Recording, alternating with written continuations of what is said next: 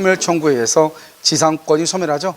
지상권자는 지상물에 대한 매수 청구를 행사할 수 없죠. 여러분요, 여기 보면 지로연체죠. 그걸 채무불행이라고 하죠. 채무불행이 있으면 두 가지가 안 된다고 그랬죠.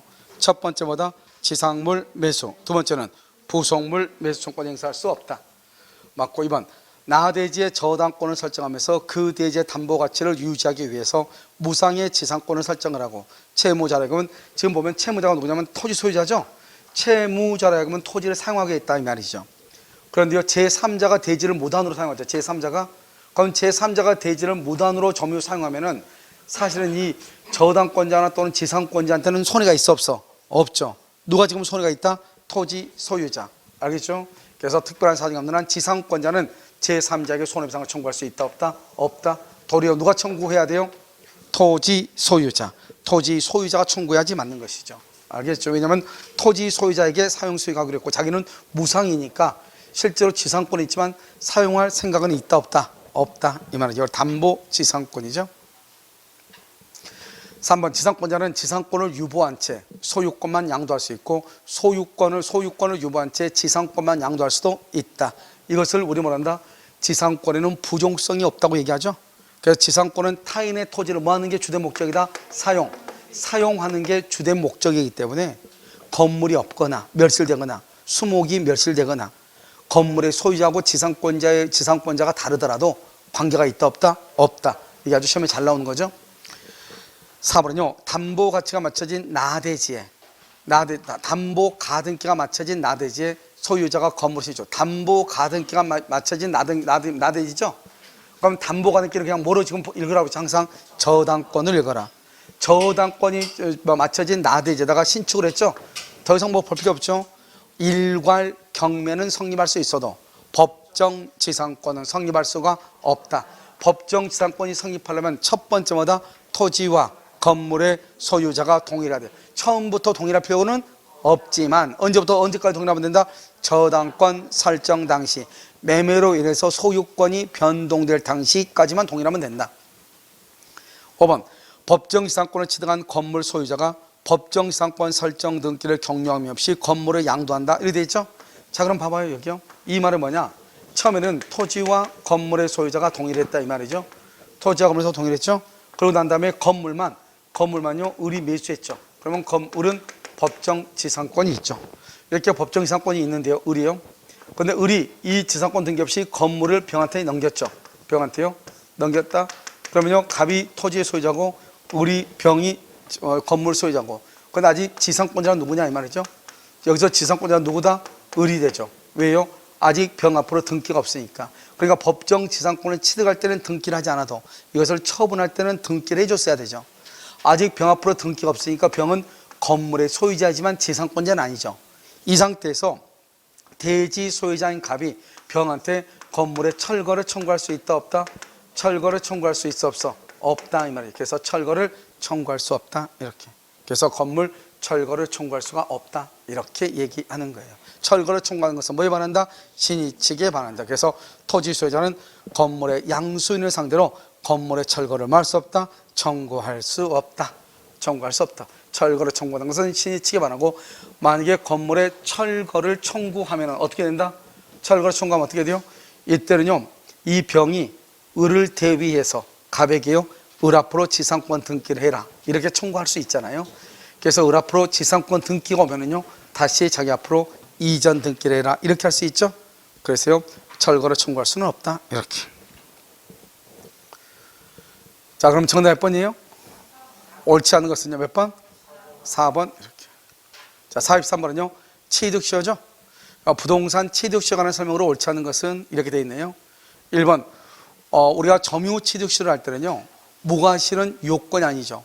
무과실은 선이 무과실은요 뭐다? 여러분 자, 봐봐.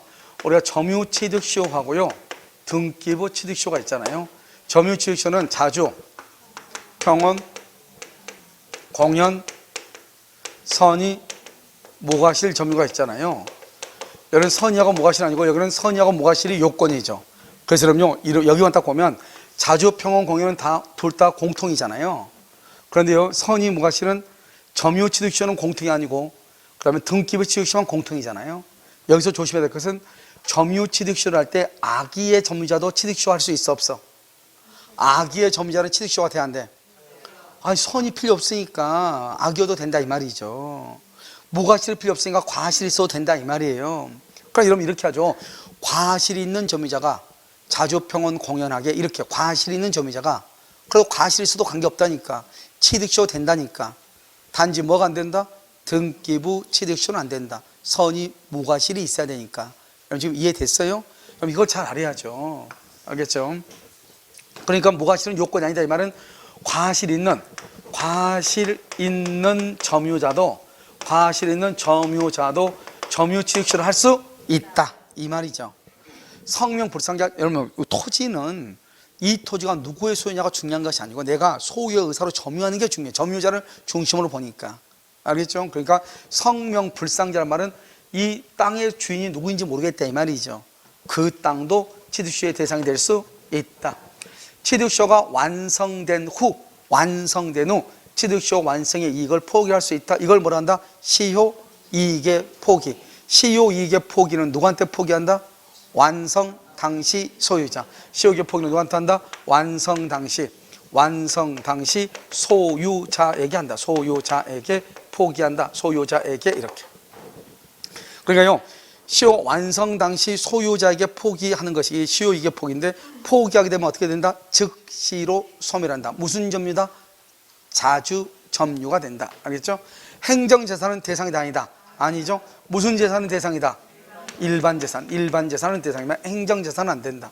압류, 이게 우리 시험에 나왔죠? 압류라고 하는 것은 뭐죠? 점유취득시효의 중단 사유다. OX, X죠. 우리가 압류는 채권에 대해서 권리 보존 행사죠. 자기권 재산권 보존 행사로 사는 거잖아요. 그렇기 때문에 압류는 중단 사유가 아니죠. 알겠죠? 그래서 압류는 중단 사유가 아니다. 여기서 뭐 다른 것은 다 시험에 나왔는데요. 지금 우리가 1번 같은 경우 무과실 점유는 요건이 아니다 이런 말씀은 당연하지만 아직 처음에 우리 시험은 아직 정식으로 나온 것은 없어요. 그래서 여러분요 우리가 점유취득시효로 뭐라 나오냐? 악의 점유자는 점유취득시효를 완성시킬 수 없다 그러면 뭐 당연히 그렇게 보이죠. 악의는 안 된다처럼 보인단 말이죠. 그래서 우리는 자주점유, 평온점유, 공연점유만 있으면 취득시효가 완성이 되죠. 그러니까 악의 점유이든 과실이 있는 점유라고 할지라도 취득시효를 완성할 수 있다. 이렇게 아시겠죠? 정답 몇 번이다? 5번 이렇게.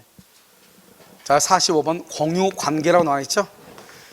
자 이제 공유관계를 보면은 여기요 부동산 공유자의 공유지분폭이죠. 여기 봐봐. 공유지분폭이죠.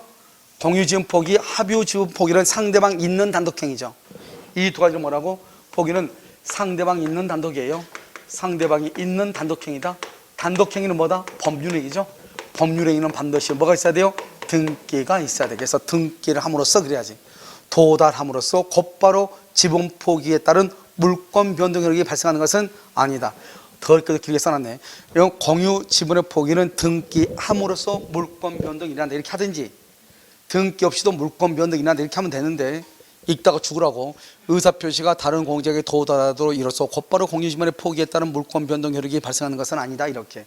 알겠죠? 결국 공유 지분의 포기와 합유 지분의 포기는 등기를 해야 물권 변동이 일어난다 이런 말이죠. 알겠죠? 판례가 뭐라고 얘기했냐면 합유 지분을 포기했다 할지라도 합유 지분의 포기가 등기가 되지 않는 지분의 포기권자는 제3자한테 자기 자신이 합유자임을 주장할 수도 있다고 그랬단 말이죠. 알겠죠? 아직 뭐가 안 됐으니까. 등기가 안 돼 있으니까. 자, 이번 소수 지분권자는 공유물 전부를 협의 없이 점유하는 다른 소수 지분권자에게 여기요. 소수는요 다른 소수한테요 인도 청구 된다 안 된다? 안 되죠. 인도 청구할 수 없다. 여기 이제서야 나왔네요. 알겠죠? 자, 3번요. 과반수죠. 과반수 지분권자는 관리에 관한 사항을 단독으로 결정할 수 있어요. 관리를? 과반수는 단독으로? 그럼 과반수 지분권자는요. 그러면요. 타 공유자의 동의 없이 단독으로 할 수 있나요? 단독으로 할 수 있죠. 단독이란 말은 다른 사람의 동의 없이 이 말이잖아요. 알겠죠? 그래서 과반수 지분권자는 그래야지. 알겠죠?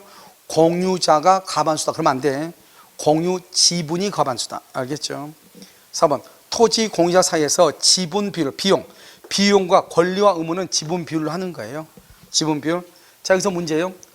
아파트 공용 부분은 지분의 비율로 사용수익이다. OX. 어떻게 사용수익한다? 용도에 따라. 용도에 따라. 자, 그러면 아파트 공용 부분 나왔으니까요. 아파트 공용 부분의 중요한 키워드는, 중요한 것들은 뭐가 있어요? 첫 번째, 지분 비율이 아니고 용도에 따라 사용한다. 두 번째는, 등기한다, 안 한다? 공용 부분은 등기하잖아요. 규약 공용 부분만 등기해요. 알겠죠? 분할한다, 안 한다? 분할해? 여러분, 아파트를 어떻게 해요? 아파트 복도로 분할하고, 뭐죠? 엘리베이터 분할해봐. 땅에 떨어 죽어. 알겠죠? 분할 청구할 수 있다, 없다? 없다. 자, 그 다음에요. 별도로 등기한다, 안 한다? 공용 부분은 별도로 등기를 못해요. 거기서 이미 분양 면적 안에 다 들어가 있어요. 그 다음에 전유 부분과 분리 처분할 수 있어요, 없어요? 전유 부분과 분리 처분 못해요. 방금 얘기했죠? 분양 면적 속에 다 들어가 있어요. 30평 속에 들어가 있어. 분리 처분이 안 돼요. 공용 부분을 불법 점유한 경우는 손해배상 책임이 있어요, 없어요? 아직 그거 시험 안 나왔어. 있어. 아직 그거 시험 안 나왔다고. 공용 부분을 불법으로 점유한 경우 어떤 사건이냐면, 이것은요, 골프 연수시장 있죠? 그 골프 연수장들이 보면 대부분 다 맨 위에 꼭대기층에 있든지 보면 지하에 있든지 그러거든요. 사실 공 소리가 좀 나잖아요. 아무리 안 해도 밖에서 보면 다 들리잖아요. 그렇기 때문에 맨 위 아니면 맨 밑이란 말이죠. 그러니까 자기 혼자만 보통 또 전체를 또 혼자만 써요. 대부분이. 알겠죠? 그렇기 때문에 자기 멋대로 공용 부분을 일반 그 손님들의 휴게 공간으로 사용을 했다 이 말이죠. 아무리 자기가 5층을 독채로 써도 그 복도는 다 뭐예요? 공용 부분이에요. 1층 3도 쓸 수 있는 부분이라고요. 그래서 그런 경우에 어떻게 할 것인가 이런 말이죠. 그것은 손해를 배상해야 된다 이렇게 아시겠죠? 공유자는 특별한 사정이 없는 한 언제든지는요 분할을 청구할 수 있죠. 상대방은 누구를 상대로 해야 돼요? 전원이에요, 갑자예요? 분할 청구할 때 상대방은 전원한테 분할 청구를 해야만 한다. 반드시 전원을 상대방으로 해야 된다. 두 번째, 각자에게 청구할 수 있다. 몇 번이다? 반드시 상대방은 전원으로 대상으로 해야 돼. 알겠죠? 그것을 말한다 필수적 공동소송이라고 그래. 반드시 공동으로 해야 돼. 전원이 모여야 돼. 한 명이라도 누락되면 무효가 된다 이런 말이죠. 정답 몇 번이죠? 2번이요. 이렇게. 자, 47번은요. 이게 이제 담보지상권이죠. 갑은 을에 대한 채권을 담보하기 위해서 을 소유 X토지에 대해서 저당권을 취득했다. 그 X토지의 담보 가치를 하락을 막기 위해서 을의 X에 대한 사용 수익을 배제하지 않는, 봐봐, 을의 X에 대한 사용 수익을 배제하지 않는 그랬죠. 그 말은 사용 수익은 누가 한다? 땅 주인이 한다 이 말이죠. 알겠죠? 지상권을 함께 취득했다. 그냥 아까 우리가 어디에서 주택거래상가 뭐 거기 나온 문제가 똑같죠? 거기서는 뭐라고 얘기했죠? 무상의 지상권이라고 했잖아요. 알겠죠? 이 말도 똑같죠? 을의 사용 수익을 배제하지 않는다. 그 말은 땅의 사용은 누가 하는 것이다? 을이 하는 것이다 이 말이고, 지상권은 원래 지료를 목적으로 하는 것은 아니잖아요. 그러니까 무상으로 할 수 있다 이 말이죠. 1번, 갑의 지상권에 피담보 채무는 존재하지 않죠. 왜요? 우리 이 지상권을 담보지상권이라고 하지만 담보 물권은 아니단 말이죠. 알겠죠? 그러니까 피담보 채무라고 하는 것은 어디만 존재한다? 담보 물권에만 존재하는 거죠. 그래서 존재하지 않는다. 2번요, 갑의 채권이 시효로, 현 재밌는 말. 2번 3번 똑같은 말. 그러니까 이 사람이요 문제를 만들었는데 지문이 별로 없었나 봐요. 알겠죠? 그냥 똑같은 말을요 바꿔놨어. 봐봐, 채권이 시효든 뭐든 소멸하죠. 그럼 채권 소멸하면 저당권 소멸이죠. 저당권 소멸하면 당연히 뭐도 소멸한다? 지상권도 소멸해요. 그러니까 이거 채권 소멸하면 저당권이 먼저 소멸하고, 저당권 소멸과 동시에 지상권도 소멸하죠. 채권이 변제로 그래요. 만족을 얻었어. 만족을 얻었단 말이에요. 소멸 똑같은 말 아니에요. 변제했다잖아요. 똑같은 말이죠. 그 말 아니에요? 그러니까 당연히요. 그러면 지상권도 뭐 한다? 당연히 소멸한다. 똑같은 말이에요. 그러니까 지문을 찾다가 못 찾아가지고 하나를요 나름대로 머리 쓴 거예요. 그럼 이 사람 고생 많이 했을 거예요. 알겠죠? 다른 말로 사용하기 위해서. 그렇잖아요. 얼마나요? 아닌 것처럼, 같은 지문이 아닌 것처럼 꾸밀라니까 얼마나 힘들겠어요. 알겠죠? 노고를 치하를 해줘야 되죠. 이런 문제는요. 그렇죠? 자, 그 다음에 4번은요 제3자가 갑에게 대항할 수 있는 권한 없이 X 위에 건물을 신축했다. 그러면 제3자가 갑에게 대항할 수 있는 권한 없이 X 위에 건물을 신축했죠. 그럼 건물을 신축했죠. 건물을 신축하면 그럼 어떻게 돼요? 건물을 못 짓게 하기 위해서 담보지상권을 설정했는데 건물을 신축해버리면, 알겠죠? 된다 안 된다? 안 되죠. 그러면요 그때는 건물의 축조의 중지를 할 수 있다? 요구할 수 있죠. 요구. 이것은 뭐란다? 방해 제거. 이 방해 제거는 저당권에게서 방해 제거를 청구할 수도 있고요, 지상권에게서도 방해 제거를 청구할 수가 있는 거죠. 알겠죠? 왜냐하면 둘 다 물권자 청구권이 있잖아요. 그러니까 저당권자는 동시에 지상권자니까 우리는 이렇게 건물을 지으면 건물의 담보 가치가 하락하죠. 교환 가치가 하락하니까 보통은 저당권에게서 방해 제거를 청구해서 공사의 중지를 청구할 수도 있겠지만 지상권에 의해서 가능하다고요. 알겠죠? 5번 제3자가 X를 점유 사용하죠. 제3자가 사용하죠. 농사 짓고 있다 이 말이죠. 그러면 실제로 손해를 입은 사람은 누구다? 을이죠. 을. 알겠죠? 그래서 갑은 손해배상을 청구할 수 있다 없다? 없다. 갑이 청구하는 것이 아니고 누가 청구한다? 을이 손해배상을 청구한다. 사용수익을 누가 하기로 했으니까 갑은 사용수익 한다 안 한다? 안 하니까. 알겠죠? 전화 몇 번이다? 5번이죠. 지금 여기 딱 보면 지금 이 지금 담보지상권이 올해 단독 문제로 해서 두 군데나 나왔잖아요. 그래서 우리도요 지상권에서 대기를 하고 있어야 되겠죠. 자, 49번 관습상 법정지상권이 성립되지 않는 것. 그러면요 법정지상권이 성립되지 않는 것 딱 뭐만 찾으면 돼? 동일성 여부, 동일성 여부, 무허가 미등기, 무허가 건물 이런 것이 되죠. 그냥 동일성 여부를 따지면 돼. 가장 중요한 게 뭐죠? 가장 대표적인 게 이제 우리가 법정지상권이 되냐 안 되냐 하면 가장 먼저 알아야 될 게 토지와 건물의 소유자가 동일한지 그것부터 따져야 돼. 알겠죠? 그 다음에 또 건물은 무허가 미등기 건물도 법정지상권이 성립할 수 있다. 그런데 무허가 미등기 건물이 적용되는 거 세 가지가 있다고 그랬죠? 첫 번째 법정지상권, 두 번째 지상물 매수 청구권, 세 번째 주택 임대차 보호법. 아시겠죠? 기억, 환지. 우리가 법정지상 관습상 안 되는 것 두 가지. 시작. 환지, 환매. 또 하나 있어. 오케이. 채권자 취소권. 환지, 환매는 안 되고 두 가지. 그 다음에 또 하나가 채권자 취소권. 환지, 환매, 채권자 취소권. 따로따로 공부하면 안 돼. 우리 아까 채권자 취소권은 네 가지가 중요하다고 그랬어. 채권자 취소권은 네 가지가 중요해. 그럼요 한번 이거 풀고 나면 그 다음에 풀 때는 금방 나가. 지금 설명을 다 하니까 그렇지. 자요, 채권자 취소권 네 가지. 첫 번째 뭐다? 언제나 재판상 형사는 형성권. 그러니까 봐봐, 원래 형성권은 의사표시 말로 하는 거예요. 나 지금 말하고 있죠? 이거 형성권 행사 말로 하는 거예요. 그런데 반드시 재판으로 해야 되는 것이 있어. 그게 바로 뭐다? 채권자 취소권이다. 두 번째는 통정의표시에 채권자 취소권을 행사할 수 있고 이중매매에서는 행사할 수 없고 법정지상권 성립하지 않고 이 네 가지를 딱 알아야 돼. 그래서 관습상이죠. 그래서 환지, 환매, 채권자 취소권 안 된다. 그러니까 여러분요 기억은 누구나 다 알게 돼. 그러니까 먼저 일단 성립되지 않는 경우 기억이 일단 무조건 들어가야 돼. 알겠죠?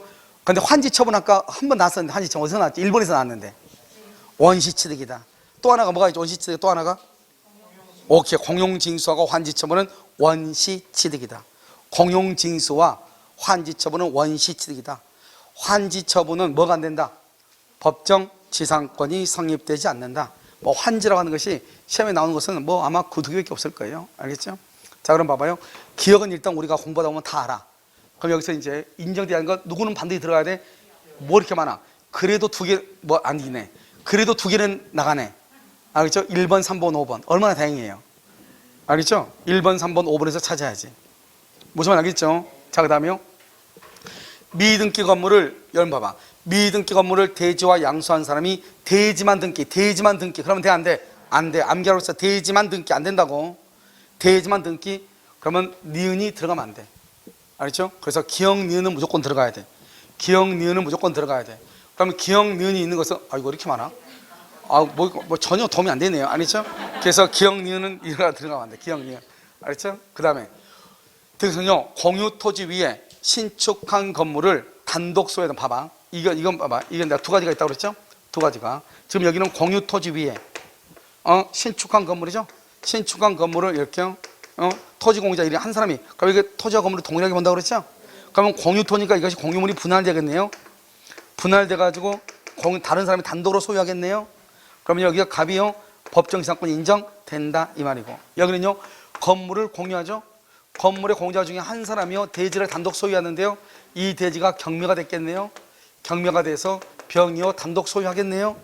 그럼요 여기에요 갑하고 을은 법정지상권을 취득한다 이 말이죠. 여기 같이 보니까.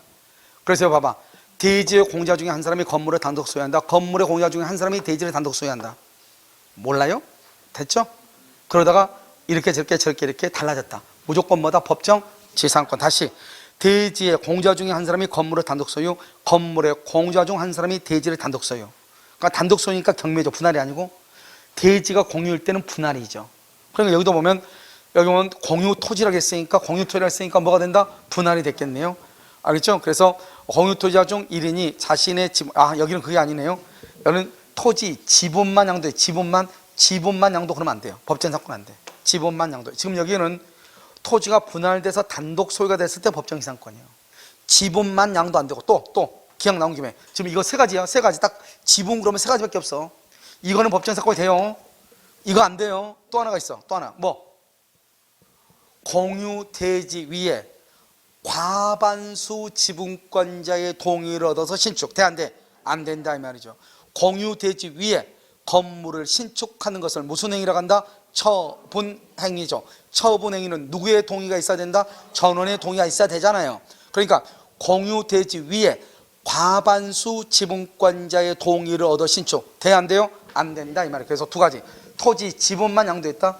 이 사람이 자기 지분만 양도했어. 우리요. 그런데 법정에서 자꾸 성립된다 그러면 지분을 매수한 사람 또는 지분을 처분하지 않는 다른 공유자한테는 처분, 지상권이 설정이 뭐죠? 지상권 설정은 물권행위, 물권행위는 처분행위, 처분행위는 전원의 동의가 있어야 돼. 그런데 자신의 지분만 처분했는데 법정지상권 성립한다. 그럼 물권행위다, 처분행위가 된다. 그러면 안 되잖아요. 전원의 동의가 있어야 되기 때문에 안 되는 거예요. 전원의 동의가 없이 지분만 처분했잖아요. 그래서 뭐냐? 지분만 처분 안 돼.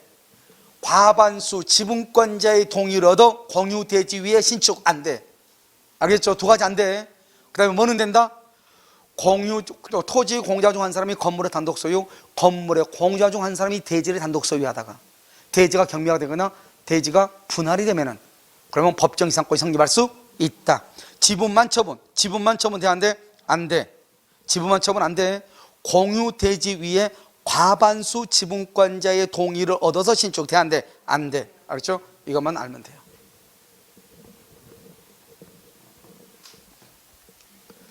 자, 그 다음에 토지를 매수하여 소유권 이전 등기를 마친 매수인이 그 지상에 건물을 신축하는 그 토지의 소유권 이전 등기가 원인 무효임을 밝혀져. 봐봐.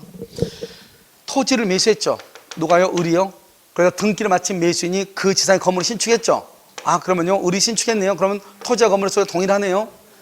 그 토지의 소유권 이전 등기가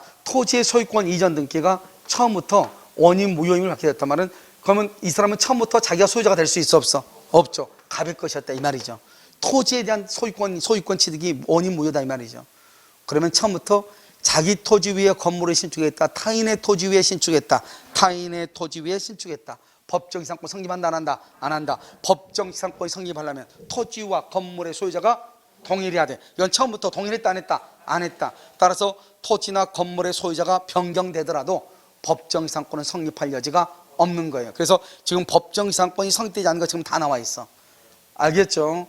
대지만 등기 된다 안 된다? 안 된다. 토지와 건물을 샀다가 대지만 등기, 토지를 매수해서 건물을 신축했으나 토지에 대한 매매 계약이 처음부터 원인 무효인 경우, 그러면 남의 땅에다 건물을 지었다 이 말이죠. 알겠죠? 지분만 매수, 지분만 매수, 과반수 지분권자의 동의를 얻어서 신축 된다 안 된다? 안 되죠. 알겠죠? 여기 마지막으로 하나가 남았죠. 안 되는 것 중에 하나가 뭐가 남았어? 그것이 남았어. 알겠죠? 뭐다? 미음에다 해가지고 미음 뭐예요? 토지와 건물의 공동저당권, 토지와 건물의 공동저당 옆쪽으로 거 철거 후 신축 그렇게 하면 돼. 무슨 말인지 알죠? 철거 후 신축하기로 했다. 법정 이상권 된다 안 된다? 안 된다. 철거 후 신축 그만하면 돼. 대지만 등기, 대지와 건물을 일괄하여 매수했는데 대지만 등기 안 돼. 공유 지분만 처분, 공유 대지 위에 과반수 지분권자의 동의를 얻어서 신축. 그 다음에 대지에 대해서 대지를 매수한 자가 건물을 신축했는데 대지가 원인 무효야. 원인 무효. 된다 안 된다? 안 돼. 또 하나가 안 된 사람 있죠? 누구 있어? 명의 수탁자. 명의 수탁자인데, 명의 수탁자는 언제나 누가 소유자다? 신탁자가 소유자죠. 그래서 명의수탁자가, 대지의 명의수탁자가 건물을 신축했다, 안 되는 것이에요.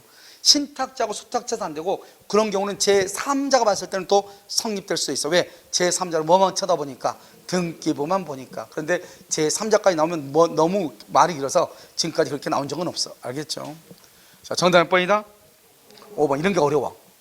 뭔가 하나는 아닐 것 같은 기분이 들잖아요. 하나는. 알겠죠? 그러면 하나 찾아. 이제 하나 찾다 보면 아무도 하나 걸려. 아, 이건 아니었던 것 같아, 기분에. 알겠죠? 골치 아프죠, 이게. 자, 50번 전세권이죠. 1번 전세권이 성립한 후 목적물의 소유권이, 봐봐, 전세권이 성립을 했다고 하는 말의 뜻이 뭐냐? 그것은 등기를 했다 이 말이죠.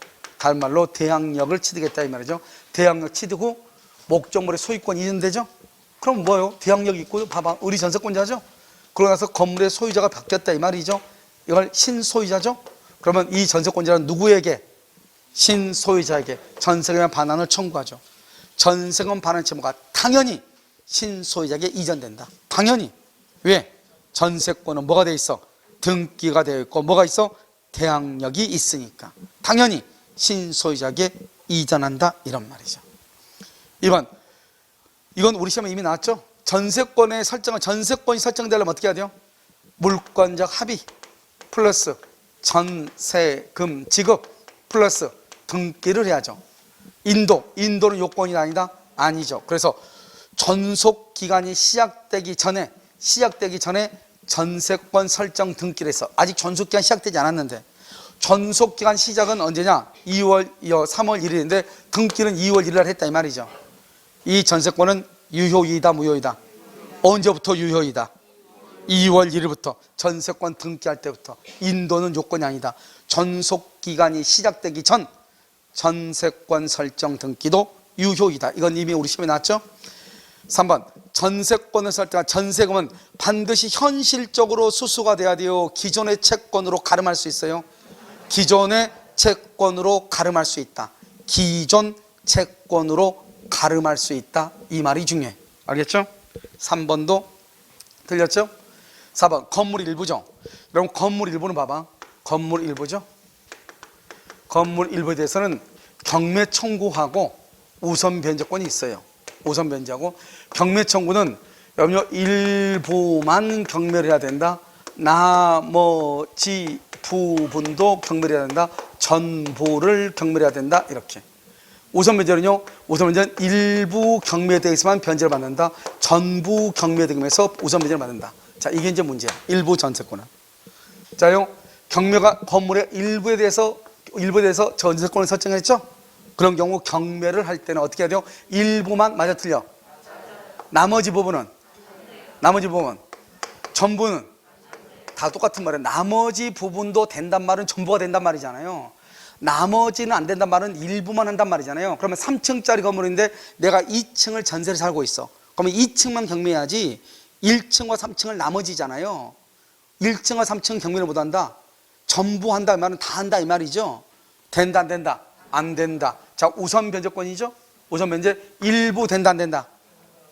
일부에 대한 전세권이죠. 그럼 우선 변제를 받기 위해서는 일부에 대한 경매대금에서 우선 변제다, 전부에 대한 경매대금에서 우선 변제다. 그것은 전부에 대해서 우선 변제를 받을 수 있다. 전부. 왜? 우선 변제라고 하는 것은 전세금 반환이다. 전세금 채권은 채권이다. 그럼 물건에 대한 권리가 아니고 사람에 대한 권리이다.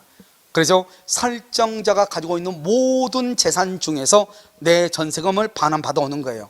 그러니까 설정자가 가지고 있는 전부죠, 경매대금이죠. 건물의 경매대금 전체에서 내돈 전세금을 받아오는 거예요. 그래서 건물 전부의 매각대금에서 우선 변제를 받는 거예요. 그러니까 우선 변제는 전부의 매각대금에서, 아무리 일부에 대한 전세권자라고 할지라도, 하지만 경매 청구권은 전세권으로 경매를 청구하는 거죠. 전세권은 물권이죠. 물권은 사람이 물건을 지배할 수 있는 권리예요. 내가 2층을 전세를 했으면 2층만 지배할 수 있어. 그러니까 2층만 경매해야 돼. 그래서 나머지는 경매를 못 하는 거예요. 그러니까 전세권은 물권이고 전세금은 채권인 거예요. 채권은 사람과 사람 간의 관계이고, 그러니까 우리가 돈 받을 때요, 갑이 가지고 있는 전 지산 중에서 내가 빌려준 돈을 받아오는 거지, 왼쪽 주머니에 들어있는 돈에서 받아오는 게 아니잖아요. 무슨 말인지 알겠죠? 그래서 우선 변제는 전부의 매각대금, 경매는 일부만 이렇게 딱 알겠죠? 자, 전세권자가 통상의 필요비를 지출한 경우 비용 상환을 청구하지 못한다. 통상의 필요비 청구할 수 있다 없다? 없다. 참 여기서 참 문제가 되니까 그러면 특별 필요비를 청구할 수 있는가? 이게 문제가 되죠. 왜냐하면 이게 왜 이렇게 나왔는지 모르겠어요. 우리가 점유자와 회복자 관계에서는 통상의 필요비하고 특별 필요비를 나누고요. 그 다음에 유익비를 나눈다면 세 가지를요. 그런데 사실은 임대차하고요. 그 다음에 전세권에서는 뭐 통상의 필요비니 특별 필요비 이런 말이 아니고 그냥 필요비하고 유익비만을 나누고 있고 법조문에서 그렇게 하고 있단 말이죠. 그럼 여기에서 이 말은 통상의 필요비를 지출할 때는 청구하지 못한다. 그러면요. 그럼 특별 필요비를 반대로 하면 그럼 특별 필요비만 청구할 수 있다는 뜻 아닌가 이게요? 이게 이것도 문제가 있잖아 이게요.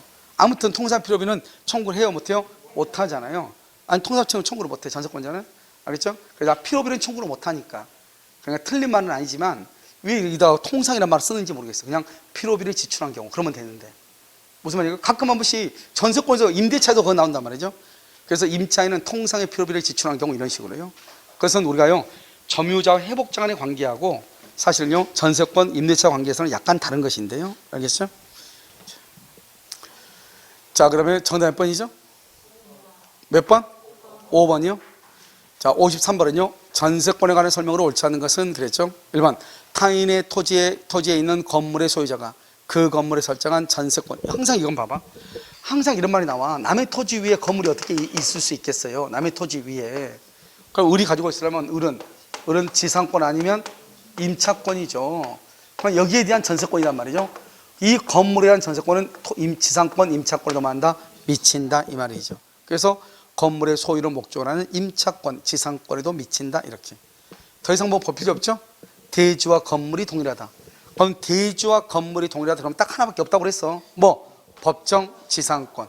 그런데 전세권에서는 뭐냐면 대지와 건물의 소유자가 동일하고 그 다음에 두 번째 건물에만 전세권이에요. 건물에만. 그러고 나서 토지의 소유자가 바뀌어요. 그러면 누구한테 법정 지상권 인정된다? 전세권자한테, 전세권 설정자한테. 누구한테? 그럼요, 여기요, 전세권 설정자냐, 또는요, 소유자냐, 또는요, 전세권자냐, 누구한테 법정 지상권 인정되냐고. 설정자하고 소유자는 똑같은 말이에요. 설정자하고 소유자는 똑같은 말이다. 알겠죠? 우리가 지상권이라는 게 뭐예요? 타인의 토지 위에 건물을 소유하는 거예요. 타인의 토지 위에 건물을 소유하기 위해서 타인의 토지를 사용하는 거예요. 타인의 토지 위에 건물을 소유하는 거예요. 타인의 토지 위에 나무를 심기 위해서 하는 거예요. 알겠죠? 그러니까 지상권자는 누가 지상권자다? 건물 소유자. 건물 소유자가 누구다? 전세권 설정자죠. 그래서 건물 소유자, 전세권 설정자 이렇게 얘기해요. 그래서 우리가요 여기에서 시험이 나올 때 전세권에서 항상 이걸 바꾸죠. 여기를 전세권 설정자를 뭐라고 바꾼다? 건물 소유자로 바꾸고 전세권자로 바꾼다 이 말이죠. 그럼 건물 소유자는 말이나 설정자는 말이나 똑같은데 설정자로 들었는데 소유자로 나와서 너는 죽었냐고 딱 찍었어. 알겠죠? 난리가 나는겨. 알겠죠? 자요, 전세권이 법정갱신이죠. 우리가 전세권의 법정갱신 그러면 딱 하나밖에 없어. 무슨 전세권? 건물 전세권. 건물 전세권만 법정갱신이 돼. 법정갱신. 건물 전세권만 법정갱신이 된다고. 알겠죠? 전세권자는 뭐 없이도 등기 없이도 갱신된 권리를 주장해. 제3자한테 주장해. 제3자한테 주장하는 것을 뭐라고 한다? 대항력이라고 얘기하는 거예요. 대항력. 그래서 등기 없이도 대항할 수 있다. 이렇게. 법정갱신되면 전세권을 몇 년으로 본다? 기간은 정함이 없는 것으로 봐. 각 당사자는 언제든지 나가라고 할 수 있죠? 몇 개월 있다 나간다? 6개월이다, 3개월이다. 3개월은 주택임대차, 상가 건물 임대차예요. 전세권은 6개월이에요. 6개월. 알겠죠? 자, 4번. 전세권의 저당권 설정. 잘 나오죠? 전세권 저당권이죠? 전세권의 저당권을 설정을 했죠. 전세 기간이 만료가 되죠? 그러면 용익 권능의 전세권은 어떻게 돼요? 말소 등기 없이 당연히 뭐가 된다? 소멸하죠. 187조. 그 다음에 전세권의 저당권자는 전세권 자체에 대해서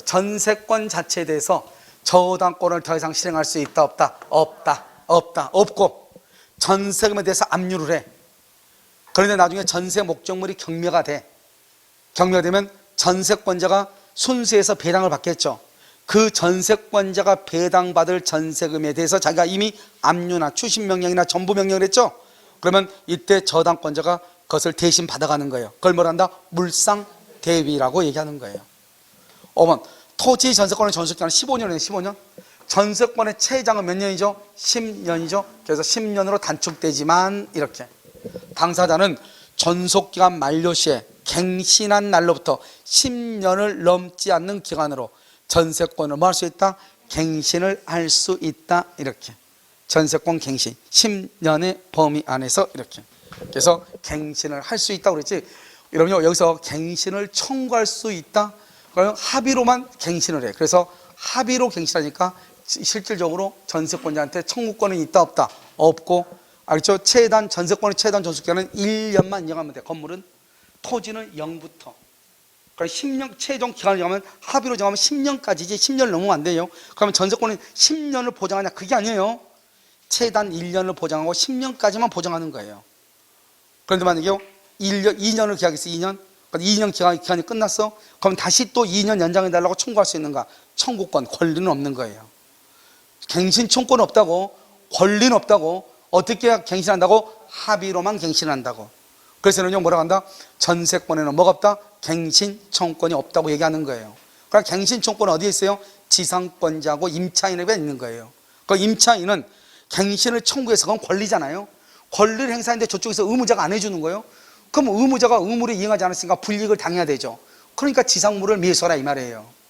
지상권에서도 마찬가지로 지상권자가 갱신을 청구해. 그런데 지상권 설정자가 갱신을 안 해줘. 그러면 갱신 청구권이라고 하는 권리가 있는데, 그러면 지상권 설정자는 의무가 있는데 그 의무를 이행하지 않았잖아요. 이행하지 않았으니까 뭐를 해야 돼요? 불이익을 당해야 되죠. 이런 의무를 이행하지 않으면 불이익이 있어 없어? 있죠. 그게 바로 지상물을 매수해야 된다 이 말이죠. 그런데 전세권에는 합의로 갱신하는 거지. 합의로.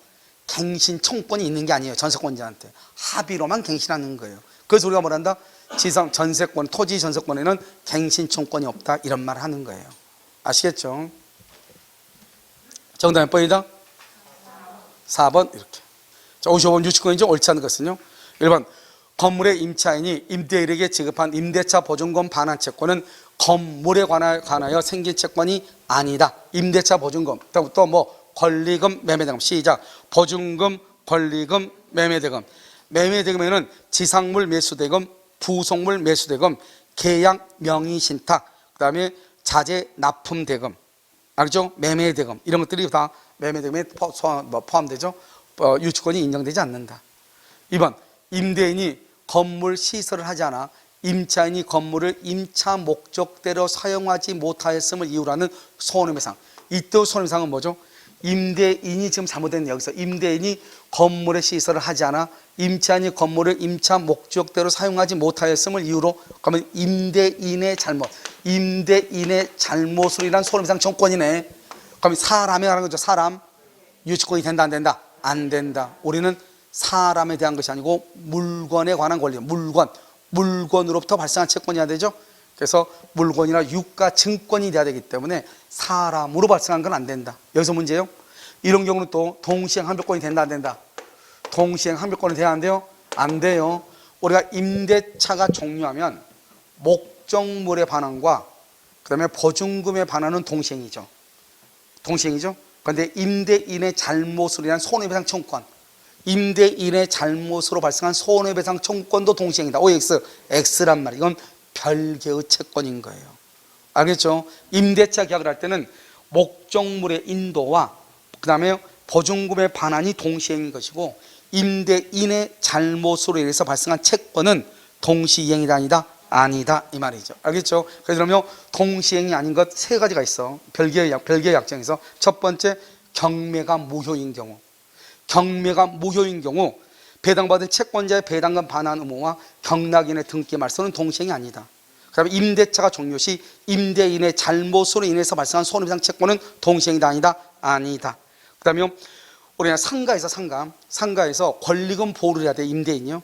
그런데 임대인이 권리금 보호 의무를 위반하여 발생한 손해배상, 이것도 보증금 반환하고 목적물의 인도와 동시 이행이다 아니다? 아니다. 이것은 별개의 약정이다 이런 말이죠. 임대인이 잘못함으로 인해서 나중에 발생한 거잖아요.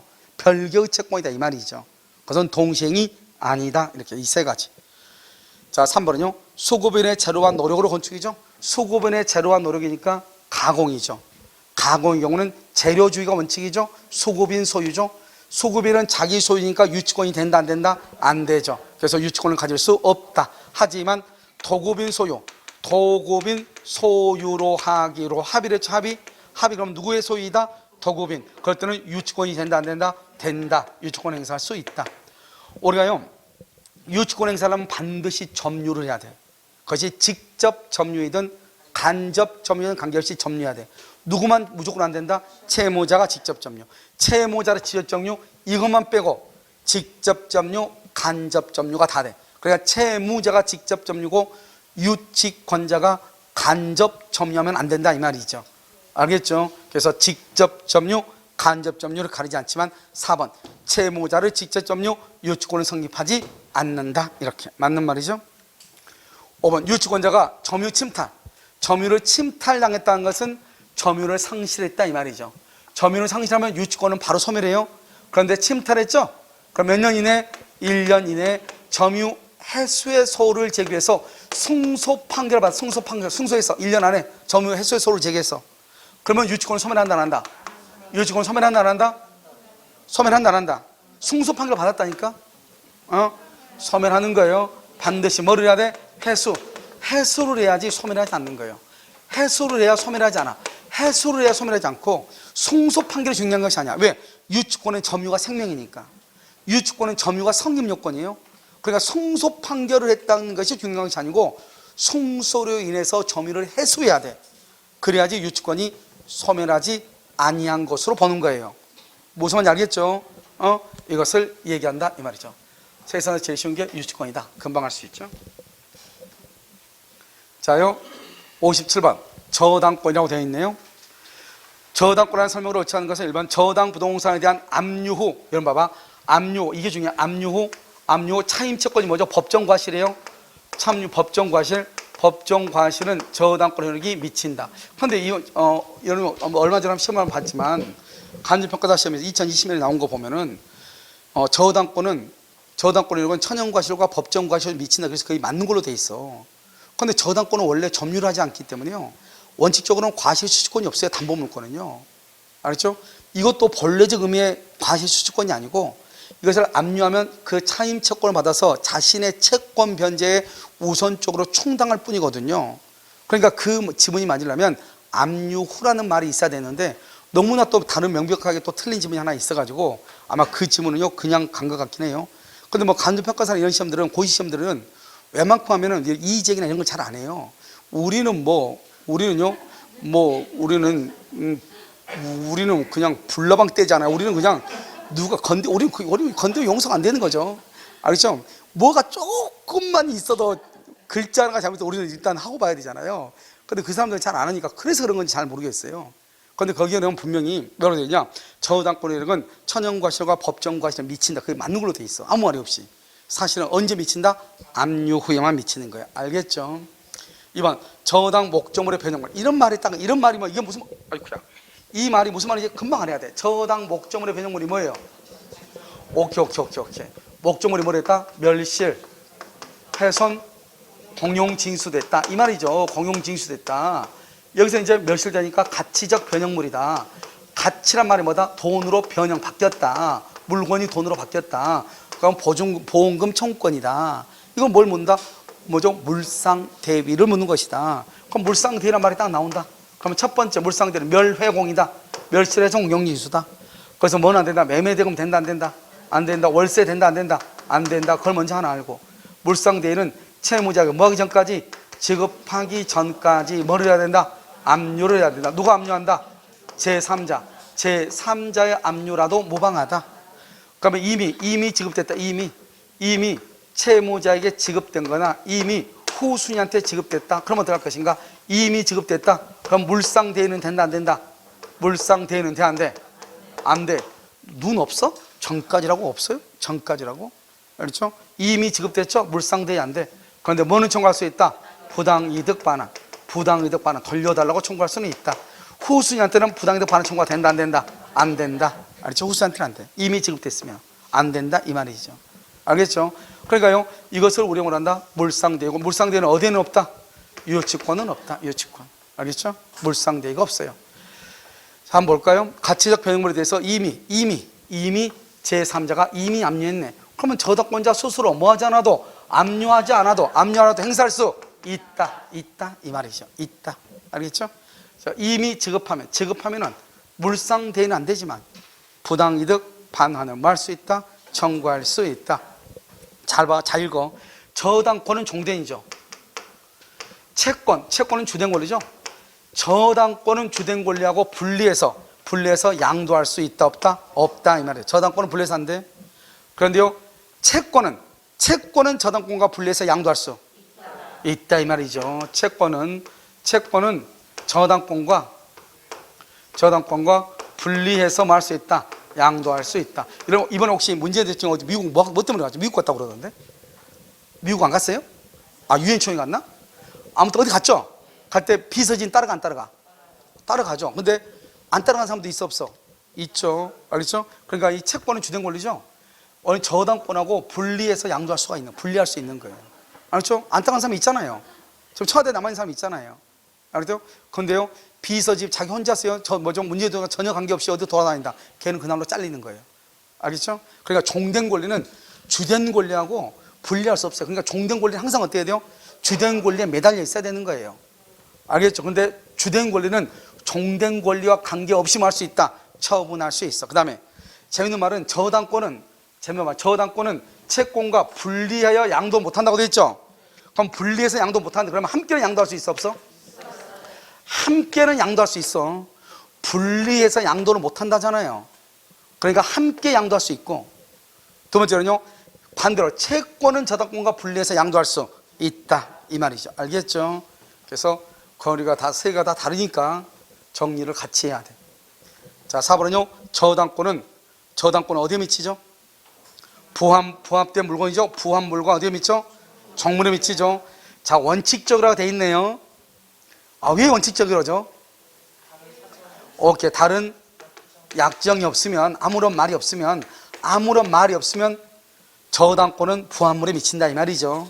그러면 반대로 무슨 말이 있으면 미치지 않을 수도 있다. 그래서 저당권의 효력은 당사자 의 합의로 부합물과 종물에 미치지 않게 약정할 수 있다 이 말이죠. 두 번째, 그러면 저당권의 효력은 부합물과 종물은 저당권이 설정되기 전을 얘기해요? 설정되고 난 후를 얘기해요? 이 부합물은 저당권 설정 뭘 불문한다? 전후를 불문한다. 전후를 불문한다 이 말이죠. 그래서 전후를 불문하고 이렇게 미친다. 전후를 불문하고 미친다. 여기서 중요하죠? 두 번째는요 다른 약정이 없을 때만 미친다. 다른 약정이 있으면 미치지 않는다. 그 다음에 경매 목록에 들어가야 돼? 들어가지 않아도 돼? 들어가지 않아도 된다. 관계 있다 없다? 없다. 이렇게 부합물과 종물이다. 부합물과 종물에 미친다. 그런데 여기서 이제 문제가 뭐죠? 자, 그럼 여기요 토지하고 건물하고 임목하고 명인방법하고 농작물 이렇게 있잖아요. 토지, 건물, 임목, 명목, 농작물 이렇게 있죠? 그럼 토지에 대한 저당권은 토지에 대한 저당권은 어디에 미치죠? 건물에 미쳐 안 미쳐? 건물에 안 미쳐? 그러면 임목에는 미쳐 안 미쳐? 그럼 명인방법으로 돼 있는 것은? 그럼 농작물에는? 아무튼요 초지일관 목소리가 똑같아야 돼. 알죠? 미치다 미치지 않는다. 미치지 않는다. 왜? 토지, 건물, 임목, 명방문, 농작물은 별개야. 별개. 서로가 별개니까 우리는 토지하고 건물을 별개로 보기 때문에 토지에 대한 저당권은 토지에만, 건물에 대한 저당권은 건물에만 미치는 거예요. 그 다음에 토지, 건물, 임목, 명방문, 농작물은 토지하고는 별개의 부동산이에요. 그러니까 토지에 대한 저당권이 건물이나 임목이나 명인방법이나 농작물에는 미칠 수가 없는 것이에요. 그러니까 토지에 대한 저당권으로 건물을 경락받는다. 돼 안 돼? 안 돼. 그것은 무효가 되는 것이에요. 무슨 말인지 알겠죠? 그래서 그 말을 같이 연결해서 봐야 돼. 5번 저당 부동산에 대하여 지상권을 취득한 재산. 뭐라고? 아, 이게 무슨 말이야? 저당 부동산을 뭐라 한다? 저당물이라고 그래. 저당물. 왜요? 부동산은 물건 중에서도 부동산에 속하니까 저당물에 대해서 지상권을 취득했다는데 얘를 누구라고 그래? 얘를 제3취득자라고 하는 거예요. 제3취득자. 저당물에 대해서 지상권, 전세권 매수한 사람. 저당물에 대해서 지상권을 설정, 전세권을 설정, 매수한 사람. 그 사람을 뭐라 한다? 제3취득자다. 제3취득자. 자, 제3취득자. 제3취득자는요, 먼저, 언제? 변제기 전이다, 후다? 변제기 후에요. 피담보청을 뭐하고? 변제하고, 저당권 말소를 청구하고, 그 다음에 채무자에게 뭘 행사하고? 구상권을 행사한다. 이게 가장 기본이죠? 그 다음에 경매가 됐다 그러면 뭐가 될 수 있다? 경매인이 될 수 있고, 그 다음에 필요비하고 유익비를 최우선 변제, 최우선 변제가 먼저 받을 수 있다. 그것을 우선상환이라. 비용에 대해서 우선 상환을 받는다 이 말이죠. 우선 상환이라는 것은 먼저 경매 대금이 나오면 제일 먼저 뭐를 빼죠? 저당권 실행 비용. 두 번째, 제3취득자의 비용 상환 청구권을 빼. 그리고 나서 최우선 변제. 그 다음에 당일세 우선 변제 이래. 그러니까 최우선 변제보다 더 먼저 빼는 거예요. 그걸 제3취득자라고 얘기하는 거예요. 알겠죠? 그래서 제3취득자도 필요비와 유익비 상환을 청구할 수 있다 이런 말이죠. 알겠죠? 제3취득자도 비용 상환 청구권이 있다.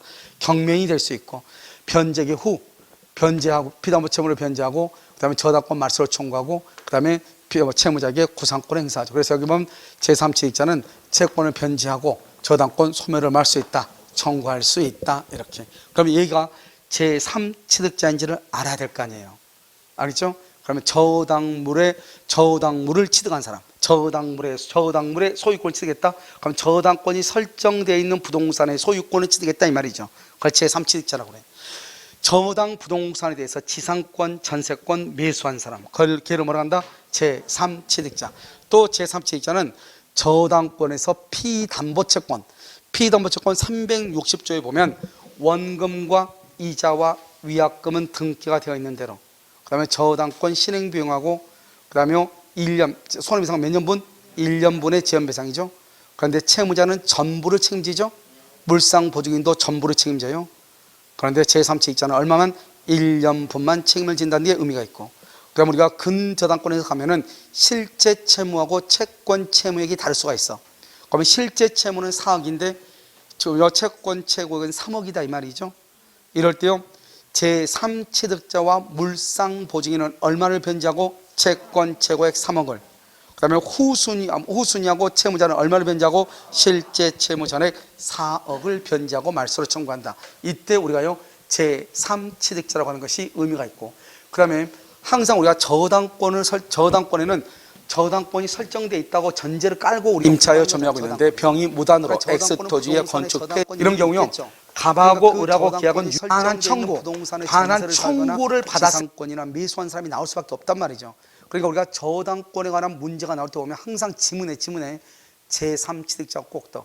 단일 문제는 딱 한 번 나왔지만 지문으로는 지금까지 31회고 31회잖아요. 이 중에서 한 20회 정도는 아마 지문으로 저당권에 관한 지문에서 나왔을 거예요. 알겠죠? 그 정도로 제3취득자라고 하는 것이 우리가요, 저당권 하나만 가지고는 의미가 없어. 저당권자고 지상권자고 전세권자고 저당권이 설정된 것을 매수한 사람하고 임차인하고 이런 관계가 저당권은 중요하잖아요. 그러니까 제3취득자가 나오지 않을 수밖에 없는 거예요. 알겠죠? 자, 정답 몇 번이다? 몇 번? 2번 이렇게. 자요, 59번 한번 볼까요? 옳지 않은 것은요, 1번 구분 건물의 전유 부분은 뭐죠? 주된 권리죠? 전유 부분에 설정된 저당권은 어디에 미친다? 대지권은 종된 권리죠? 그럼 주물에 대한 저당권은 종물에 미치죠? 주된 권리에 대한 저당권은 종된 권리에 미친다 이 말이죠.